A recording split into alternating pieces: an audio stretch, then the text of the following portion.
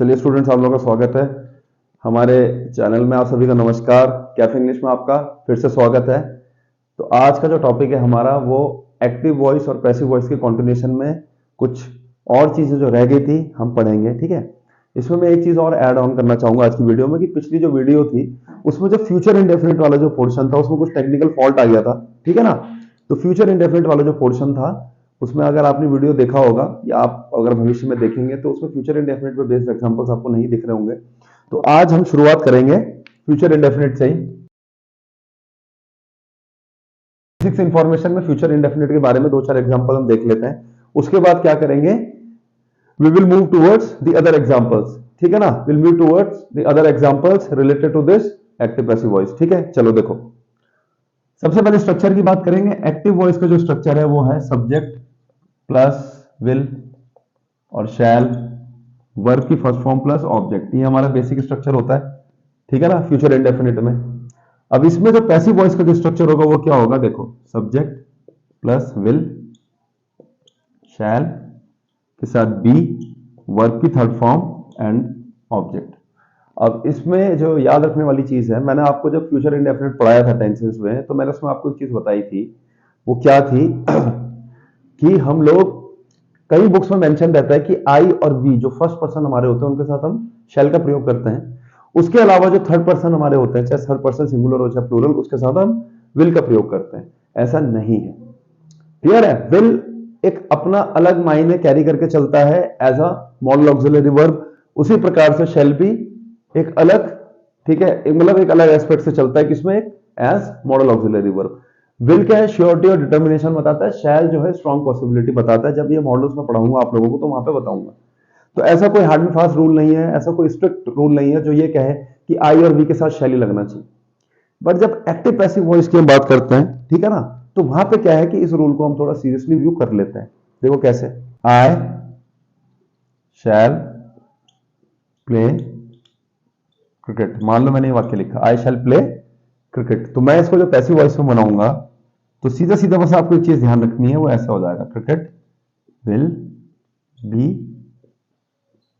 Played by me. लो, तो ये चीज आपको, इस चीज को थोड़ा सा सीरियसली यहां व्यू करेंगे बस। ये तो मैं क्या लिखा है, आई के साथ शैल लिखा है। जब क्रिकेट को हम चेंज कर देंगे तो क्रिकेट के हिसाब से हमारा जो यहाँ पे वर्ब हो जाएगा वो क्या हो जाएगा, विल। तो cricket will be played by me, ये चीज आपको ध्यान में रखनी है। ठीक है ना। तो पैसिव वॉइस का मैंने स्ट्रक्चर आपको बता ही दिया। अब इसमें एक चीज और देखो, यहीं पे ऐड करना चाहूंगा मैं। विल और शैल जो है, इसको मैं थोड़ी देर पहले भी क्या बोल रहा था, मॉडल ऑक्सिलरी वर्ब मैं इसको बोल रहा था। मॉडल ऑक्सिलरी वर्ब हमारे क्या करते हैं, ये हमारे टेंस के बारे में तो हमें इंफॉर्मेशन देते हैं, उसके अलावा ये डिफरेंट मूड या इमोशंस या फीलिंग्स को भी रिप्रेजेंट करते हैं। जैसे अगर मैं बोलूं I will solve this question, it means that I am determined enough to solve this question, कि मैं इसको कर लूंगा या आई एम श्योर इनफ। ठीक है। अगर मैं बोलूं आई कैन सॉल्व दिस क्वेश्चन, तो आई कैन का मतलब क्या है, ये अब ये सवाल जो है ये मेरी क्षमताओं में है कि मैं इसका सोल्यूशन निकाल सकता हूं, या मेरी कैपेबिलिटी में है ये, या मैं इतना सक्षम हूं कि मैं ये वाला सवाल सॉल्व कर सकता हूं। I can. व्हेन आई से आई माइट, तो माइट क्या है, बहुत ही सूक्ष्म संभावना की बात करता है, वेरी लीस्ट पॉसिबिलिटी या वेरी वीक पॉसिबिलिटी की हम बात करते हैं, तब हम लोग माइट का प्रयोग करते हैं। तो क्या होता है कि डिफरेंट स्पीकर का जो भी मूड होगा डिफरेंट, ठीक है ना, या किसी चीज को लेकर उसका क्या अप्रोच है, वो हम मॉडल ऑक्सिलरी वर्ब के थ्रू क्या कर सकते हैं, रिप्रेजेंट कर सकते हैं। ठीक है ना, मतलब करवा सकते हैं, मतलब अपने वाक्य में लिख के। तो अब क्या बोला मैंने आपको कि विल और शैल मॉडल ऑक्सिलरी वर्ब की कैटेगरी को बिलोंग करते हैं। इससे क्या साबित होता है कि अगर मैं किसी भी मॉडल ऑक्सिलरी वर्ब का जो एक्टिव वॉइस का वाक्य है उसे पैसिव वॉइस में बदलूंगा तो क्या करना पड़ेगा, उसके साथ बी के साथ वर्ब की थर्ड फॉर्म लग जाएगी। कि जैसे कैन है तो कैन बी, ठीक है ना, मे है तो मे भी, वैसे जनरली मे भी नहीं देखने को मिलता, माइट माइट भी। क्लियर है। और शुड है तो शुड भी हो जाएगा, वुड है तो वुड भी हो जाएगा, मस्ट है तो मस्ट भी हो जाएगा। ये चीज आपको ध्यान में रखनी है। जो ट्रीटमेंट या विल और शैल को दिया है हमने पैसिव वॉइस को कन्वर्ट करने में, वही ट्रीटमेंट हमें हर मॉडल ऑक्सिलरी वर्ब को देना है। ये चीज आपको ध्यान में रखनी है। इसको मैं आगे थोड़ा सा डिस्कस करूंगा कुछ एग्जांपल्स के माध्यम से सीधा। क्लियर है। देखो, ये तो अभी जो हम पढ़ रहे थे ये प्रॉपर टेंसेस के बारे में हम बात कर रहे थे। इसके बाद क्या, हमारे पास छोटे छोटे डिफरेंट मिसलेनियस केसेस भी हैं एक्टिव पैसिव वॉइस के। क्लियर है। वो मैं आपको भी थोड़ी देर में हम इसको डिस्कस करेंगे। ठीक है, चलो। तो आई होप इतनी जो चीजें हैं वो आप लोगों की समझ में आई होंगी। अब इसी में थोड़ा सा आगे बढ़ते हैं, कुछ और एग्जांपल्स देखते हैं। Who will answer this question. ठीक है, बेसिक सा वाक्य आप देखो, by whom will this question be answered। लो बन गया। ठीक है, तो ये वाली चीजें जो थी उसमें थोड़ा सा रिकॉर्डिंग में थोड़ा सा टेक्निकल इशू आ गया था, इसलिए इस पार्ट को हमें ओमिट करना पड़ा पिछली वाली वीडियो में। बट सिंपल, मतलब बहुत सिंपल है, कोई इतना मुश्किल नहीं है। देखो, who will answer this question, by whom will this question will this question be answered। प्रश्नवाचक वाक्य में ऐसा बन जाएगा। एक एग्जांपल और देख लेते हैं, जैसे मान लो मैं लिखूं who will teach you English.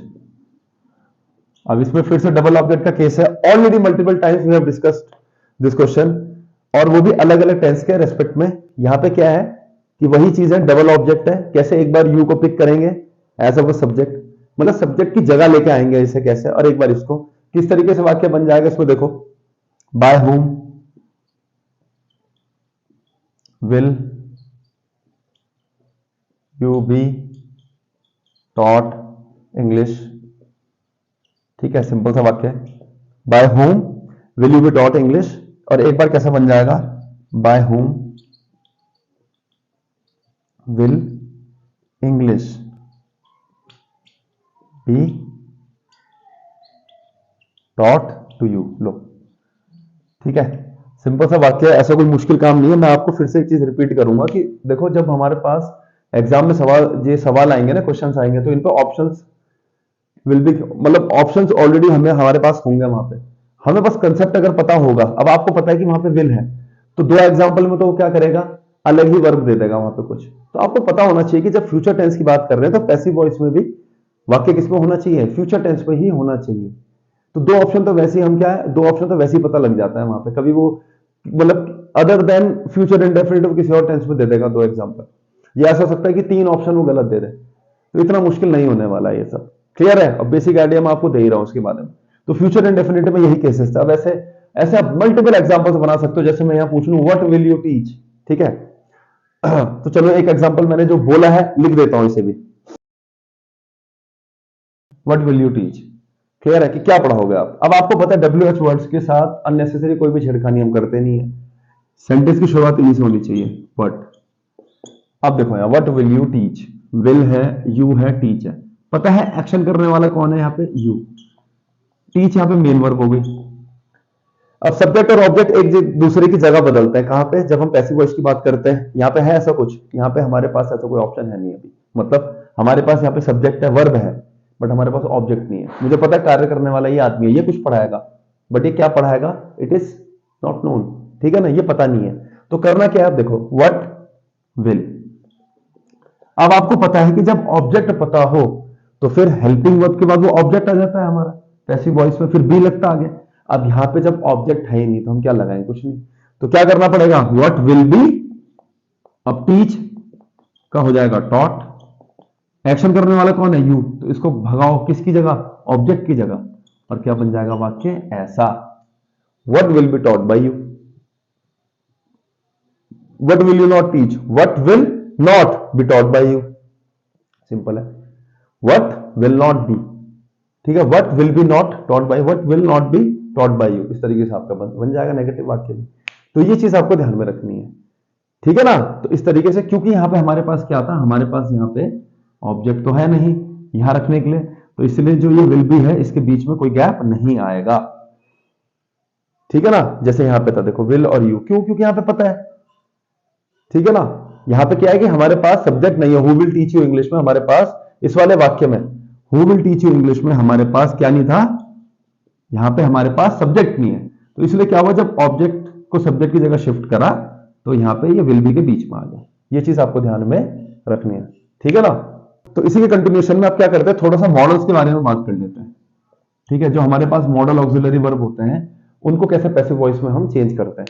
इसी वाले वीडियो में क्यों इसको ऐड कर रहा हूं मैं, क्योंकि रिजेंबलेंस है पूरी की पूरी।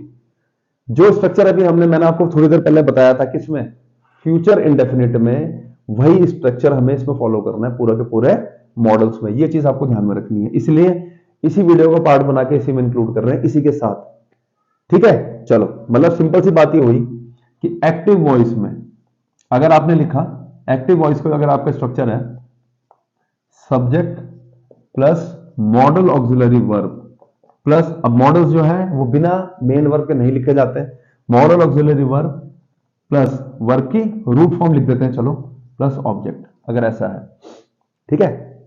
तो आपको याद रखना है पैसिव वॉइस में जो वाक्य बनेगा कैसा बनेगा, सब्जेक्ट, और ये सब्जेक्ट कैसा होगा, ऑफ ऑब्जेक्ट, मतलब आपको बताइए ऑब्जेक्ट जो है सब्जेक्ट की जगह ले लेगा, plus model auxiliary verb plus क्या, बी प्लस वर्ब की थर्ड फॉर्म ऑब्जेक्ट, और ऑब्जेक्ट कौन सा, जो किसकी जगह होगा, सब्जेक्ट की। ये चीज ध्यान में रखनी है बस, क्लियर है। देखो सेम स्ट्रक्चर था बस, मैंने अब क्योंकि हमारे पास विल और शैल तो फ्यूचर इंडेफिनिट की वर्ब्स है, वहां पे कैन और कोड में और माइट शैल छोड़ को मैं इंक्लूड नहीं कर सकता था, है ना, इसलिए मैंने क्या करा यहाँ पे अलग से पूरा मॉडल ऑक्सिलरी वर्ब लिख दिया मैंने। यहाँ मैं अलग से नहीं बताना चाह रहा आपको, कैन का कैन भी कर दो, मे का मे भी, माइट का माइट भी, और कुड का कुड भी, ऐसा नहीं करना। सीधा बस एक चीज ध्यान में रखिए, मॉडल ऑक्सिलरी वर्ब अगर है उसके साथ अगर रूट फॉर्म लगा रखा है, और तो पैसिव वॉइस में मॉडल ऑक्सिलरी वर्ब के साथ भी वर्ब की थर्ड फॉर्म प्लस ऑब्जेक्ट, ये चीज आपको ध्यान में रखनी है। इसका एक सिंपल सा एग्जांपल देखो,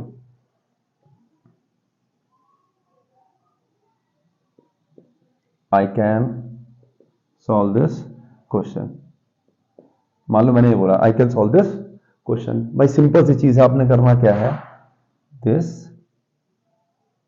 question can be solved by me, लो बन गया। अब तुम चाहो तो यहां लिखो I shall solve this question will be solve by me, हो जाएगा, ये मैंने आपको बताया था, विल भी कर देंगे sir, I should solve this question, clear है। तो चलो चलो एग्जांपल्स देते रहता हूं एक एक मॉडल के, जिससे तुम्हें थोड़ा सा आइडिया लग जाएगा। आई can solve this question can B solve by me, simple सा चला गया है। You must respect your elders, अब यहां पे क्या आ गया, मस्ट। देखो मॉडल्स में वैसे मैं आप लोगों को बताऊंगा, मस्ट में होता क्या है कि जब मॉरल ऑब्लिगेशन या मॉरल ग्राउंड पर किसी चीज का कंपल्सन ना दिखाकर, जब मैं ये बोलूं कि जैसे किसी का मतलब इंस्ट्रक्शन या कमांड के तौर पर मैं कह रहा हूं कि ये चीज जरूरी है और ये आपको करनी चाहिए, तो हम मस्ट का इस्तेमाल कर लेंगे।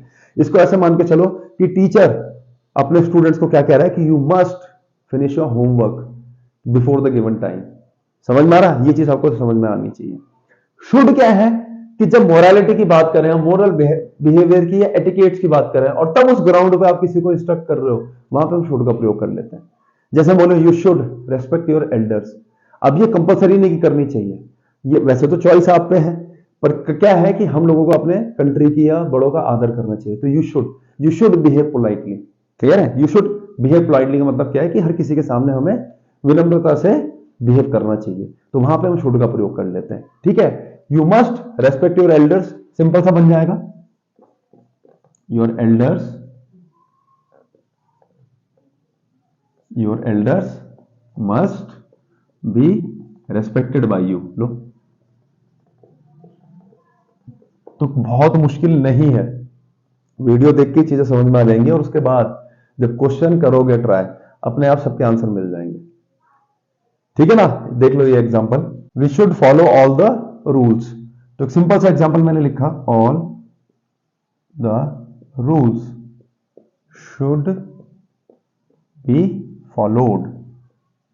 देखो अगर अब बाय अस, चलो एक काम करता हूं, देखो बाय अस ब्रैकेट में लिखा है, क्यों लिखा है, देखो we should follow all the rules. देखो कुछ वाक्य एक कुछ वी ऐसे होता है, जैसे मैंने वी लिखा, कई केसेस में हम लोग वी का प्रयोग करते हैं जनरल सेंस में, और कई जगहों पे करते हैं स्पेसिफिक केस में, ठीक है। अब जैसे मैंने बोला we should follow all the rules, तो ये क्या है, एक जनरल सेंस में एक वाक्य है। ये वाक्य जो है ना किसी पर्टिकुलर क्लास, सोसाइटी, किसी पर्टिकुलर ग्रुप को बिलोंग नहीं कर रहा है, ये एक यूनिवर्सली एडवाइज्ड स्टेटमेंट मान लो, ये यूनिवर्सल तौर पे आप किसी को एडवाइस कर रहे हो, तो ये चीजें क्या है कि we should follow all the rules, मतलब जहां कहीं पे भी हो तो वहां से एसोसिएटेड जो भी रूल्स वगैरह हो, चाहे किसी कंट्री की बात करें या कहीं की भी, तो आपको रूल्स फॉलो करने चाहिए। तो ऐसे जनरल केसेस में आपको अपना जो ये वो है सब्जेक्ट पैसिव वॉइस में इसको मेंशन करना नेसेसरी नहीं होता, ये चीज आपको ध्यान में रखनी। मैंने बोला नेसेसरी, लगा दोगे तो सेंटेंस गलत नहीं होगा। We should follow all the rules क्या है, ये जनरल बात कर रहा है वो सबके लिए कि हमें ना रूल्स फॉलो करने चाहिए। अब वो कहीं के भी हो सकते हैं, जरूरी नहीं कि आप किसी स्कूल के, जैसे स्कूल की बात करें तो वहां पे स्टूडेंट के लिए जो भी रूल्स है रेगुलेशन फॉलो कर रहे हैं, कहीं पर फैकल्टी मेंबर हो, किसी कंपनी के आप पार्ट हो तो ऐसे जनरल केसेस में बायस लगाना नेसेसरी नहीं होता है। लगाना चाहो तो कोई दिक्कत नहीं है, इसलिए मैंने यहां लिखा all the rule should be followed. Bias bracket में इसलिए लिखा है because it is not necessary. Clear है? तो ये देखो इस तरीके से बन जाएगा आपका वाक्य, ठीक है ना। You ought to solve this question, जो काम शुड करता है वही काम ऑट टू कर लेता है, कोई दिक्कत नहीं। बस आपको ध्यान रखना कि ऑट के साथ टू का प्रयोग करते हैं हम लोग। तो you ought to solve this question, इसका बन जाएगा दिस क्वेश्चन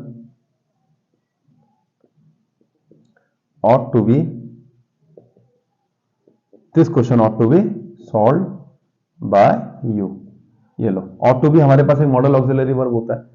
वैसे तो इसको हम ought to का जैसे हम बोले कि you ought to respect your elders, you ought to be मतलब ought to behave properly, तो वैसे पैसिव वॉइस के सेंस में ये ठीक नहीं होगा, क्योंकि यहाँ पे ought to behave properly में हमारे पास ऑब्जेक्ट नहीं है ना।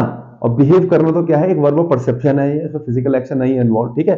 तो यू ought to behave मतलब ये ट्रांसिटिव वर्ब की तरह यहां इस वाक्य में काम नहीं कर रहे कि you ought to behave properly, ठीक है। ये चीज आपको ध्यान में रखनी है। तो ऑट टू वही शुड का काम करती है, ठीक है। जब मॉरलिटी के बेसिस पे आप किसी को कुछ एडवाइस कर रहे हो, यहां पे मैंने इसे नॉर्मली लिख लिया अपने वाक्य में, you ought to just to make you people understand. तो you ought to solve this question में क्या हो जाएगा, this question ought to be solve by you. अब इसी तरीके से तुम चाहो तो प्रश्नवाचक वाक्यों का भी इस्तेमाल कर सकते हो इन्हीं हेल्पिंग वर्ब से। Can I solve this question, can this question be solved by, ठीक है ना। मतलब हर मॉडल ऑक्सिलरी वर्ब से तो नहीं बनेगा वाक्य, जैसे ऑट टू से नहीं बनेगा हमारा, ठीक है, इंटरोगेटिव स्टेटमेंट। पर आप चाहो तो जैसे विल का प्रयोग करके, शैल का, शुड का प्रयोग करके, ठीक है ना, और ठीक है, इन मॉडल ऑक्सिलरी वर्ब का इस्तेमाल करके आप बिल्कुल आप अपने मतलब इंटरोगेटिव सेंटेंस फॉर्म कर सकते हो, और अकॉर्डिंगली जो मैंने आपको बताया कि बी लगा के आप उन्हें चेंज भी कर सकते हो, ठीक है ना। अब ये तो हो गए कुछ जनरल केसेस। इसी में पैसिव वॉइस, इसमें एक्टिव वॉइस में चीज और देखो, अगर subject plus model auxiliary verb plus have है तो वर्ब की थर्ड फॉर्म प्लस ऑब्जेक्ट। पता है आपको ये, I could have solve this question. देखो मैं आपको एक चीज बताता हूं, आपको मैं ये चीज बताना चाहूंगा कि हो सकता है कि जनरली आपको कोई ये बोले मॉडल ऑक्सिलरी वर्ब में कि विल का पास्ट फॉर्म वुड होता है, कैन का कुड, मे का माइट, शैल का शुड। आपको एक चीज ध्यान रखनी, ऐसा नहीं है।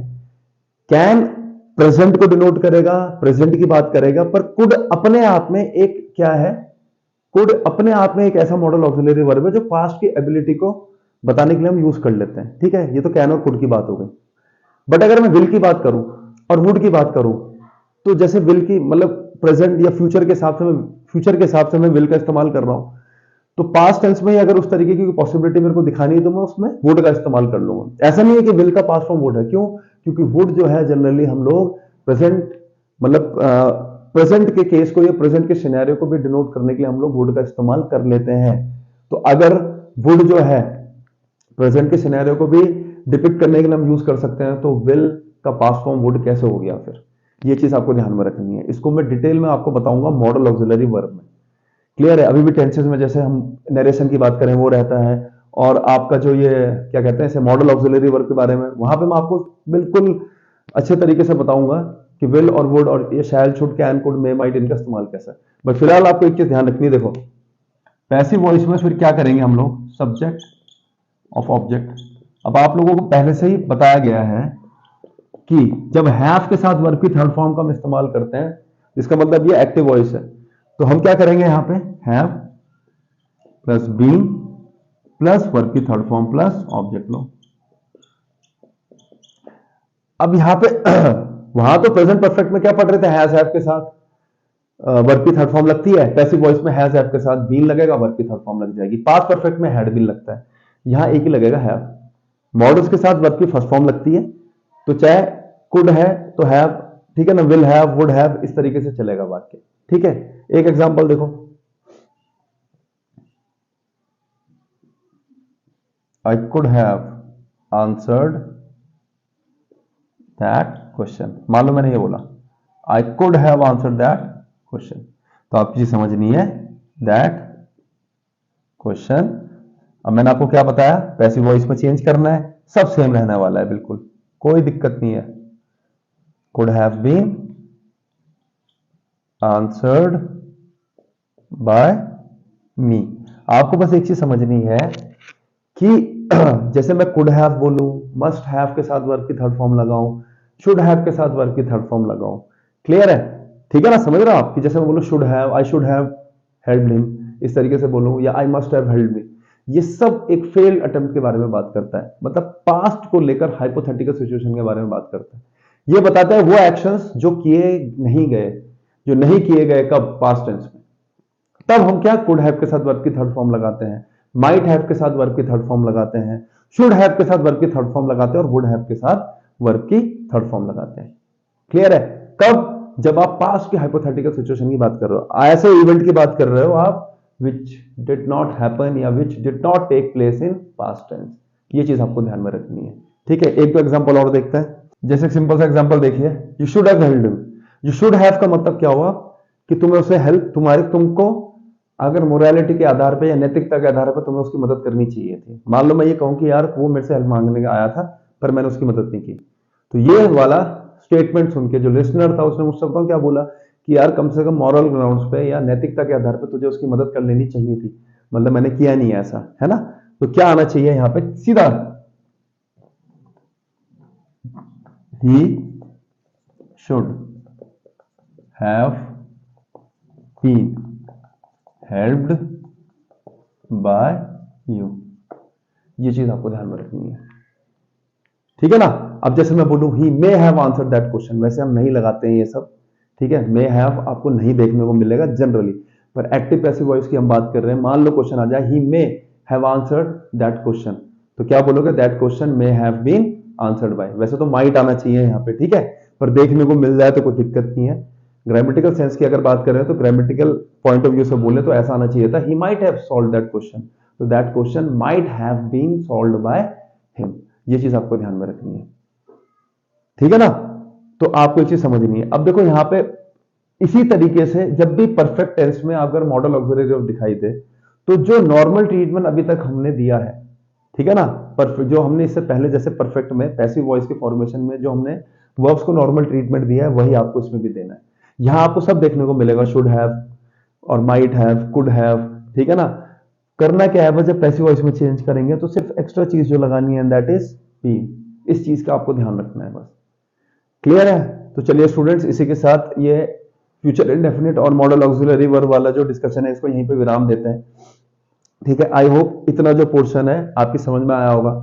किसी भी प्रकार का कोई डाउट है या आपको लगता है कुछ चीजें रह जाती हैं, छूट जाती है, तो आप कमेंट सेक्शन में यू कैन इजीली मतलब ड्रॉप योर कमेंट, और आप मेरे मतलब वो चीज मेरे नोटिस में आप आराम से ला सकते हैं। क्लियर है? बाकी मैं आपको फिर से अश्योरेंस दे रहा हूं कि जब हम लोग ये खत्म करके जब क्वेश्चंस वगैरह चलाएंगे तो उसमें मैं कम से कम इतनी सफिशिएंट प्रैक्टिस आपकी करा दूंगा कि इस पे बेस्ड जो क्वेश्चंस हैं वो हमें मतलब आराम से जो भी वेरियस टाइप के क्वेश्चंस है इसमें आपको देखने को मिलेंगे। ठीक है, तो अब एक सेशन और रहता है एक्टिव पैसिव वॉइस का। उस वाले सेक्शन में जो बची हुई चीज है जैसे इंपेरेटिव स्टेटमेंट्स हो गए, इन्फिनेटिव के केस में, जेरेंड के केस में हम लोग कैसे वाक्य बनाते हैं, वो सारी चीजें मैं आप लोगों को बताऊंगा।